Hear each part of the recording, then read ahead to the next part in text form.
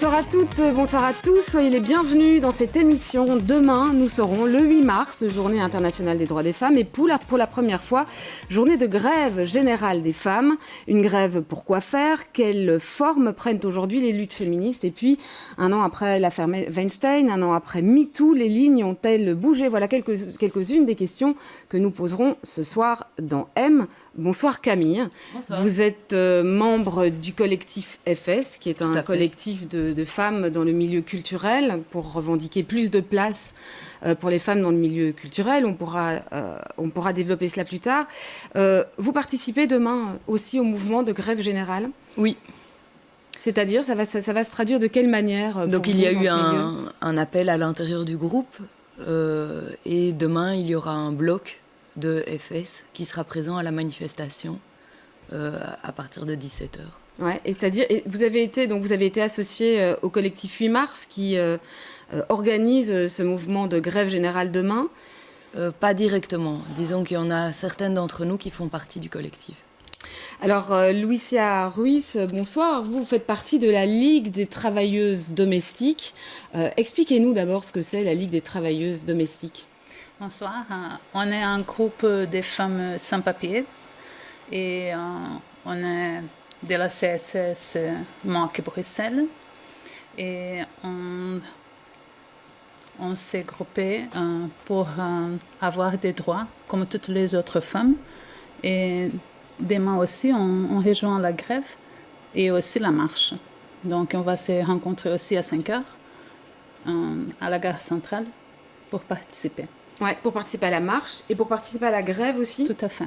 Ouais, c'est-à-dire pour vous c'est la première fois en fait que chez nous, enfin, on posera la question dans un instant, mais c'est probablement, ou en tout cas une des toutes premières fois qu'un tel mouvement se produit chez nous, donc une grève générale des femmes le jour de la Journée internationale des droits des femmes, le 8 mars. Est-ce que symboliquement c'est une action importante pour vous? Oui, tout à fait. On est vraiment engagés que ça marche très bien, qu'on peut se faire, surtout pour nous, autant que travailleuses domestiques, pour amener vraiment les invisibles vers les visibles. Ouais. Tout à fait. Ouais. Alors Valérie Laudevoot, bonsoir. Vous êtes directrice de l'Université des femmes. Vous militez depuis longtemps dans les mouvements féministes. Justement, est-ce que c'est une première chez nous, une grève des femmes?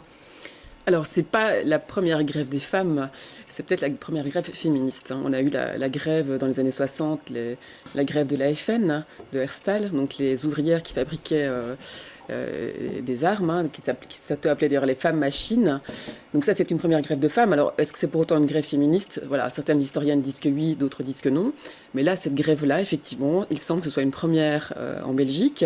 C'est pourtant pas une première mondiale, puisque cette grève, elle a eu lieu auparavant dans d'autres pays européens. Elle a été inspirée notamment par la grève générale des femmes en Espagne l'année dernière. Tout à fait, exactement. Et puis en 1975, donc ça date déjà, il y a quelques années, on a la première grève en Europe des femmes islandaises, où on a eu à l'époque 30 000 femmes sur 200 000 habitants. Donc on voit que c'est quand même vraiment une grosse proportion qui étaient descendues dans la rue justement pour dire que si elles ne faisaient plus rien, eh bien le monde ne tournait plus. Donc voilà, je crois que ce sera vraiment dans la continuité de ce message-là que ça va s'inscrire demain. Ouais. Et c'est vrai que c'est aussi un des messages, ou plutôt un des objectifs de la grève de demain, c'est de montrer la part occupée par les femmes dans le monde économique. Tout à fait. Oui, c'est la question, ça questionne absolument tous les champs du travail féminin, qu'ils soient rémunérés ou non rémunérés. Voilà, on voyait avec Lucia, et voilà, il y a aussi la question du travail rémunéré, mal rémunéré, mais aussi dans quelles conditions de travail. Et je pense que c'est important justement de manifester en tant que groupe de femmes pour politiser, donc pour publiciser toutes ces questions de travail gratuit des femmes, tout le travail qu'on appelle de care, le travail de soins, le travail familial, le travail solidaire des femmes envers l'ensemble du social, et puis le travail rémunéré qu'on sait encore exercer aujourd'hui dans des moins bonnes conditions que si on était un homme. Ouais. Bonsoir Leila Mansour. Bonsoir. Alors vous êtes judokate. Oui. On vous connaît bien chez nous parce que vous êtes une championne, une sportive de haut niveau. Première chose d'abord par rapport à ce mouvement, d'abord à cette journée du 8 mars, est-ce que pour vous en tant que sportif, c'est une journée qui... c'est une thématique à laquelle vous êtes sensible, et cette grève de demain, est-ce que vous allez y participer vous aussi? Alors, étant blessée, je pense que ça fait 12 mois que je suis en grève, personnellement. Mais non, je pense que c'est vraiment important, ce genre d'action. Et ces mois de blessure m'ont permis de me rendre compte justement à quel point nous, en tant que sportives aussi, et les sportifs évidemment, avaient aussi un rôle à jouer au sein de la société, et qu'il fallait s'engager. Il ne faut pas attendre après sa carrière sportive pour commencer à émettre des opinions ou s'intéresser à des sujets, ou même agir. Après, au niveau des actions de demain, pour le moment, j'évite les mouvements avec un peu trop de foule, parce que je ne peux pas me permettre au niveau de ma tête et de ma commotion cérébrale. Mais en tout cas, c'est une démarche que j'encourage totalement. Et notamment au mois de décembre, on avait fait un sit-in contre le féminicide, en la mémoire de toutes les femmes qui avaient été assassinées, et en particulier Laure Noebels, parce que j'ai fait la connaissance de ses parents via la fondation Laure Noebels. Et c'est vrai que ce genre d'actions ne doivent pas être ponctuelles. Je pense qu'il y a un véritable travail à faire de ce côté-là. Ouais, et c'est vrai que c'est intéressant que vous disiez le terme de féminicide, parce que ça fait aussi partie, notamment dans les discours que l'on entend pour l'instant aujourd'hui, les discours féministes, c'est justement de mettre le bon mot sur les choses, de ne pas parler d'un drame conjugal quand il s'agit d'une femme qui a été tuée, qui est victime des violences de son mari. Valérie Lodewood, c'est quand même des choses aujourd'hui qui commencent à s'imposer. Alors, je ne sais pas si elles commencent à s'imposer. Je pense qu'il y a des sujets qui sortent et qui n'étaient pas audibles ou entendus avant. Alors, effectivement, la question de nommer, comme vous dites, c'est important. Hein. Voilà, les femmes, quand elles sont tuées, voilà, faut-il avoir un mot spécifique, justement, pour désigner le meurtre dont elles font l'objet. Certaines pensent que oui. J'aurais tendance à m'aligner par rapport à ça. Sur la question de spécifier des combats,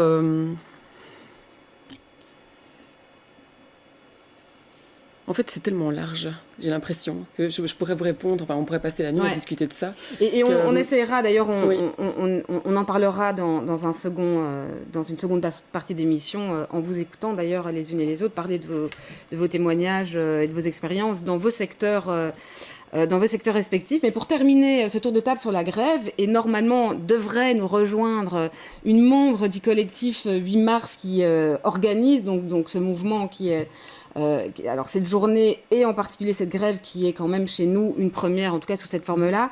Je voulais vous demander aussi, Camille, je ne sais pas si vous militez depuis longtemps dans les mouvements féministes, mais est-ce que l'organisation de cette journée du 8 mars 2019, je dirais, a pris une orientation un petit peu différente des années précédentes, et notamment par ce mouvement de grève qui va rassembler de manière très large dans les mouvements, dans tous les secteurs où les femmes sont présentes?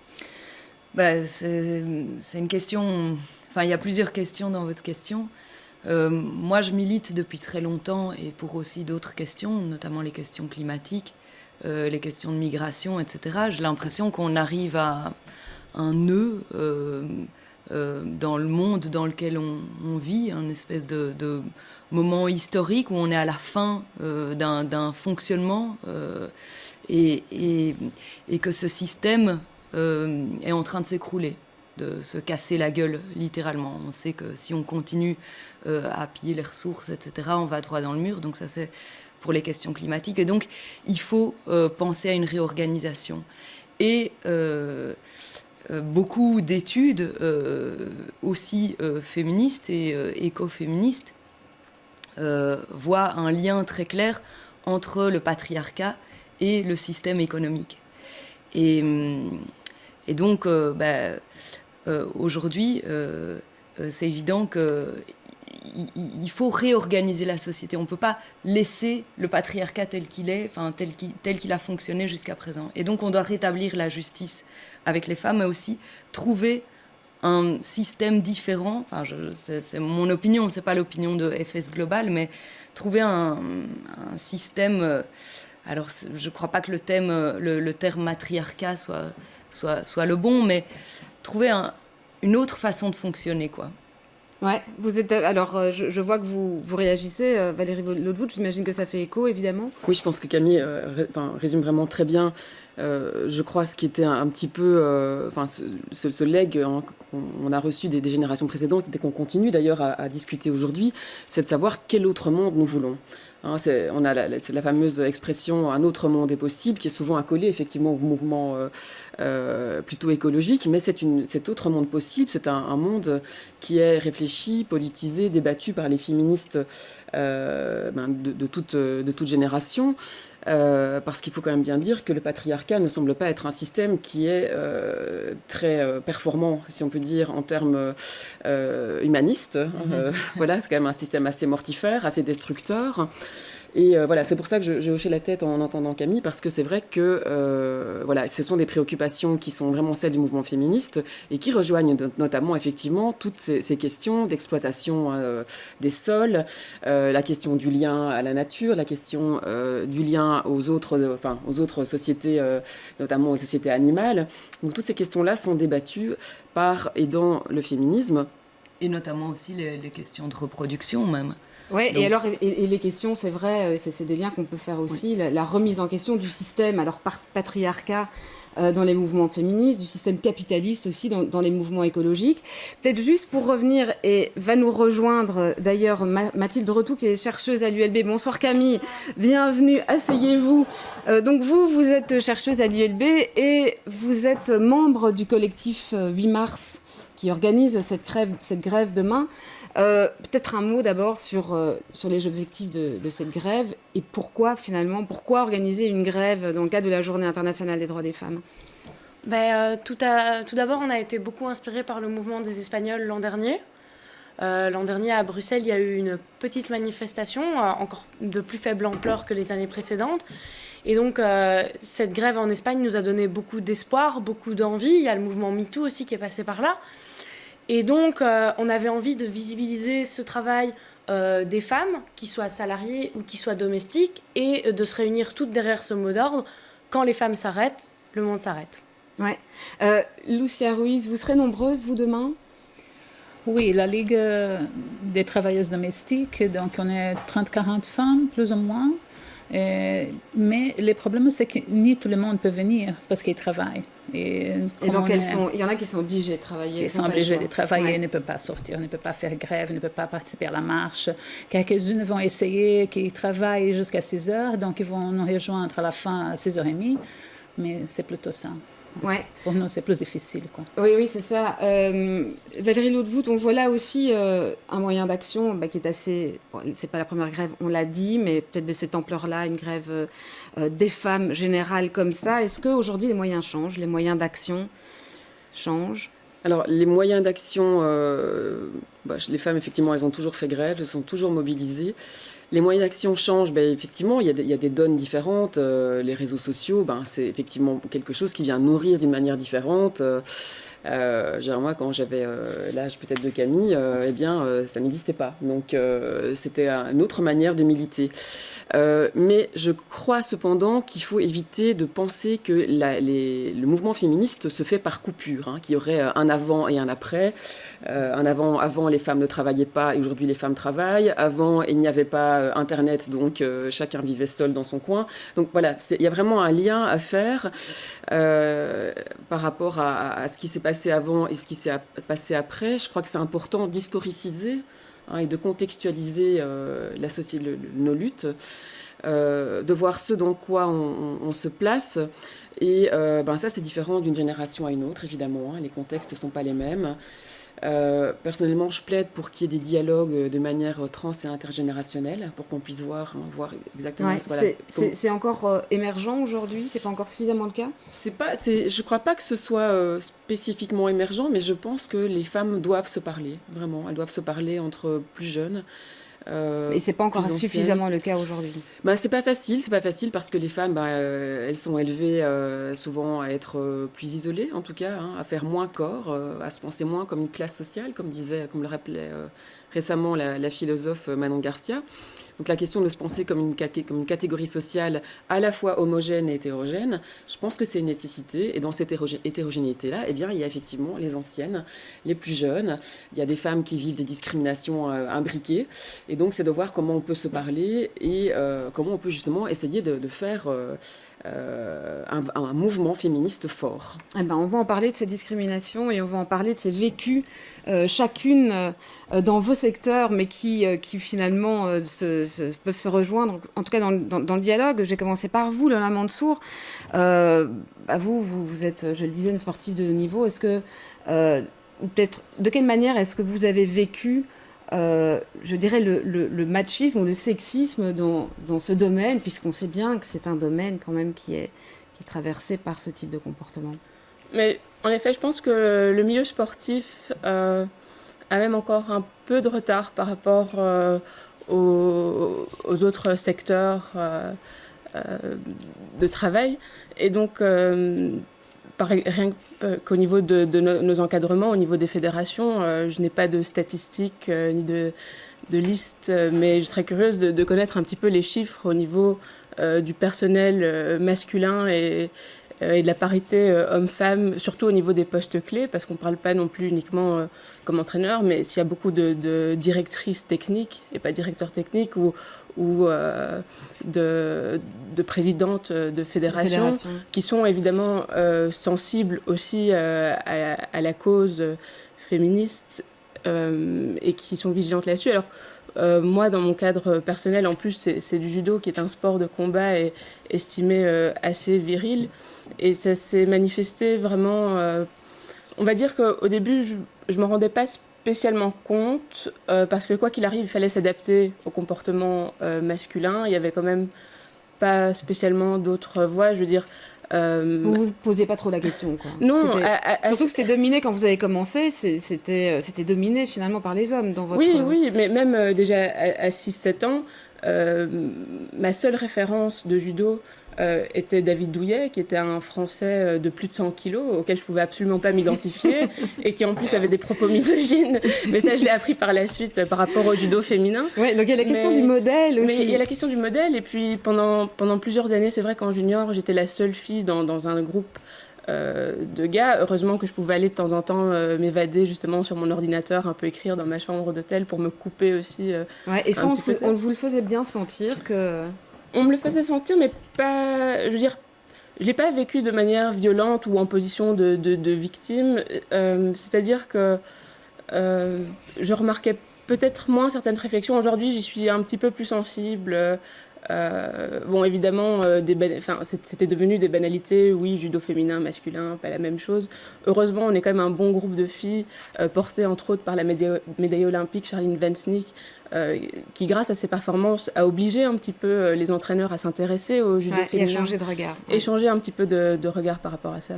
Alors Mathilde Retou, vous allez, donc on disait, vous êtes membre du collectif 8 mars, mais aussi des chercheuses de l'UEB qui participent demain, qui se mettent en grève demain. Il y en a beaucoup qui participent d'ailleurs demain. Alors d'après les derniers chiffres, parce qu'on a fait remplir des déclarations de grève, on est à une centaine de femmes à l'ULB demain qui se mettront en grève. Ouais, et pour vous, c'est une réussite, ça, hein, c'est une première victoire. On est sur une première grève et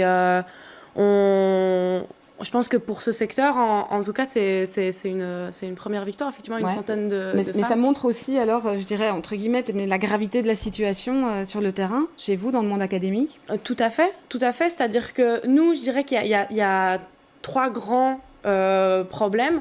Le premier, c'est le harcèlement sexuel et moral, mais qui malheureusement est commun à tous les lieux de travail aujourd'hui en Belgique. Et le deuxième, c'est qu'on est un milieu en fait extrêmement compétitif, où en fait on nous demande, que ce soit les hommes et les femmes, qu'on nous demande en fait d'être le plus productif, de produire de plus en plus d'articles scientifiques dans de plus en plus de journaux, de renommée, etc., etc. Sauf qu'en fait, en tant que femme, on va voir que souvent dans notre carrière, on va être confronté à 2 choses, c'est-à-dire qu'il y a beaucoup de chercheuses qui vont devenir maman et qui du coup vont assumer toutes ces charges domestiques, notamment la garde des enfants. Et donc quand on nous dit en fait, pour écrire des bons papiers, pour écrire des bons articles, il va falloir bosser la semaine, le soir et le week-end, mais ça ne va pas être possible. Et le deuxième problème, c'est qu'on prend en charge en fait tout un travail qui est invisible, qui est gratuit, de type administratif, organisationnel de type logistique, quoi, d'organisation et de coordination. Et ça repose plus sur les épaules des femmes que des hommes dans les milieux académiques. Ah oui, parce que nous, on a fait ce constat-là entre chercheuses et on est issus de beaucoup de facultés différentes. Et oui, dans tous les cas, mais ça va de l'organisation d'un colloque à la commande de sandwich, à l'organisation des réunions bien-être entre les différents membres de l'équipe. Ouais. Lucia Ruiz, chez vous, comment ça se traduit en fait, cette exploitation dont vous dites être victime dans le milieu du travail domestique, ça se traduit comment? Oui, parce qu'on est abusé par des patrons qui sont vraiment, ça dépasse tout. On est isolé déjà, parfois dans une maison, donc on ne parle pas parfois la langue. Ou pas bien, on ne peut pas porter plainte. Parce que si on va à la police, si on va porter plainte, la police est obligée de signaler à l'Office des étrangers. Donc il y a, bien sûr, beaucoup d'harcèlement sexuel, moral, psychologique. Et qu'est-ce que vous revendiquez alors, vous, demain? Notre revendication, c'est plutôt la régularisation des sans-papiers. Et surtout qu'on peut porter plainte contre ces patrons abusifs. Ouais, et les deux vont un peu ensemble, évidemment. Et qui vont ensemble, oui. Donc ça, c'est vos principales revendications. Oui, qu'on peut porter plainte, qu'on peut avoir autant que que ça dure, qu'on peut avoir un séjour régularisé pour qu'on ne va pas partir dans un centre fermé. Camille, le mouvement FS a été créé l'année dernière, en gros, on va dire dans la foulée de Weinstein, MeToo, mais aussi de ce qui s'était passé à l'époque. Bon, on ne va pas rappeler toute l'histoire, mais enfin, au Théâtre des Tanneurs. Vous dénonciez notamment l'inégalité très grande entre les hommes et les femmes dans le milieu de la culture. Est-ce que les choses ont commencé à bouger un petit peu depuis ? Ça dépend de quelle chose on parle. Moi, j'ai quand même envie de parler du problème numérique qu'il y a. C'est que quand j'ai fait mes études, on était 8 filles pour 2 garçons. Donc j'ai fait 2 écoles, c'était à chaque fois le même chiffre. À chaque fois quand je fais des ateliers de théâtre ou des trucs comme ça, on est beaucoup plus de filles que de garçons. Et en fait, il y a beaucoup plus de garçons qui travaillent. Et donc, quand il n'y a que 2 gars qui sortent pour plein de rôles de mecs, ils ne vivent pas une compétition énorme comme il y a entre les femmes dans le milieu du théâtre. Et donc, c'est assez étonnant. Donc, il y a beaucoup plus de femmes, mais par contre, aux endroits de pouvoir, dans les directions, etc., direction des théâtres, il y a beaucoup plus d'hommes. Enfin, en tout cas, si pas au niveau du nombre des théâtres gérés, en tout cas au niveau des budgets gérés. Et donc, nous, ce qu'on voudrait, c'est qu'il y ait un plus grand équilibre. Alors ça, c'est pas en un an que cet équilibre est changé. Et si on regarde la composition des écoles de théâtre, il y a toujours plus d'étudiantes que d'étudiants. Ouais, et les chiffres s'inversent une fois qu'on est dans le monde professionnel. Tout à fait. Et le répertoire classique qui est écrit, il a été écrit principalement par des hommes. Et les grands rôles, ce sont des rôles d'hommes. Ouais, mais est-ce que les choses... Alors, effectivement, au niveau des hiérarchies, les choses ne changent pas encore, visiblement.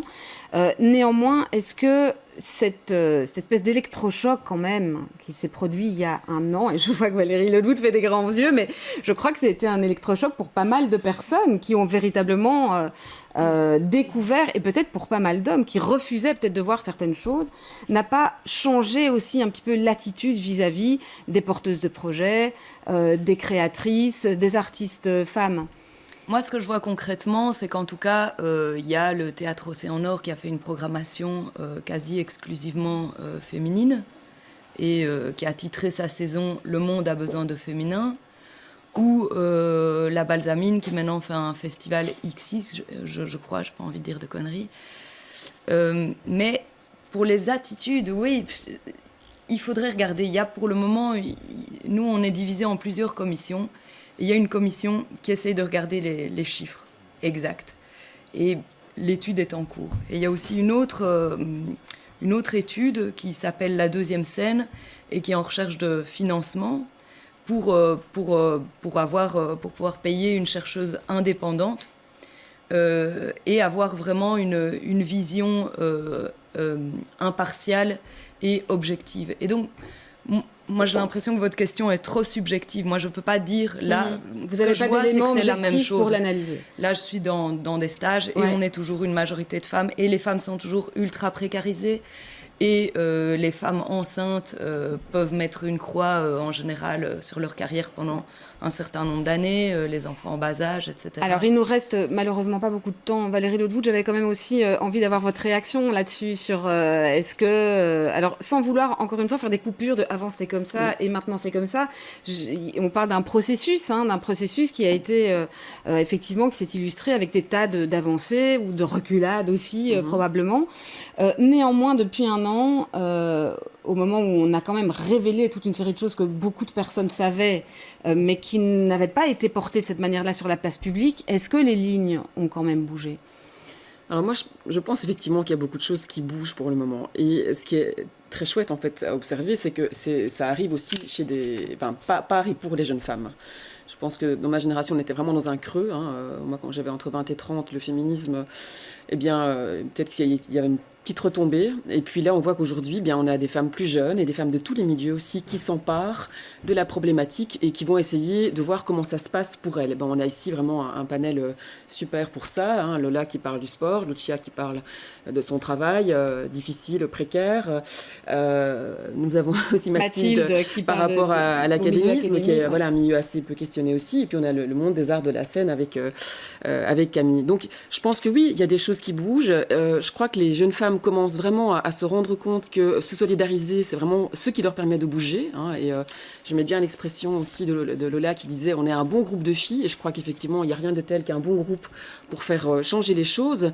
Et donc oui, il y a des choses qui changent. Je lisais ce matin que les journalistes de la Ligue du LOL, ce groupe machiste de journalistes misogynes en France, Libération disait que 2 d'entre eux avaient été licenciés. C'est sans doute quelque chose qui, il y a 5 ans, n'aurait pas encore été possible. Alors, à voir comment est-ce qu'on est peut-être récupéré par d'autres choses négatives d'un autre côté. Donc, restez vigilants. Par rapport à ça a bougé. Allez, on arrive au terme de cette émission. Peut-être un dernier mot, Mathilde, retour à propos de cette grève de demain, qui est soutenue d'ailleurs par 2 des 3 syndicats, par la FGTB, par la CSC. Vous attendez combien de personnes ? Vous avez des chiffres ? Vous savez pas ? Vous avez aucune idée ? Disons qu'on va dire que pour nous, la première victoire, elle est qu'on parle de cette grève, que ce soit aujourd'hui, mais que ce soit dans les médias, que ce soit dans les familles, dans les maisons. Il y a cette idée de grève des femmes qui est popularisée et dont beaucoup de femmes qui n'avaient jamais milité ou qui n'avaient jamais questionné cette question s'emparent aujourd'hui. Donc pour nous, déjà, ça c'est une première victoire. C'est très difficile à estimer parce qu'on appelle à la grève du travail domestique. Et donc, moi, j'espère que toutes les femmes demain ne feront pas les tâches ménagères, mais voilà. Ouais, et que les hommes le feront. Et que les hommes le feront. Mais est-ce que demain, on sera 5 000 ? Est-ce qu'on sera 50 000 ? Question. On verra demain. Merci en tout cas à toutes les 5 d'être venues nous donner votre expertise, vos témoignages, vos expériences. C'est la fin de cette émission. Je vous rappelle que donc demain, on est le 8 mars et que c'est la journée internationale des droits des femmes avec cette année une grève générale des femmes. C'est donc la fin de cette émission, comme je viens de vous le dire. Je vous souhaite à toutes et à tous de passer une excellente soirée et je vous retrouve demain pour un nouveau numéro de M.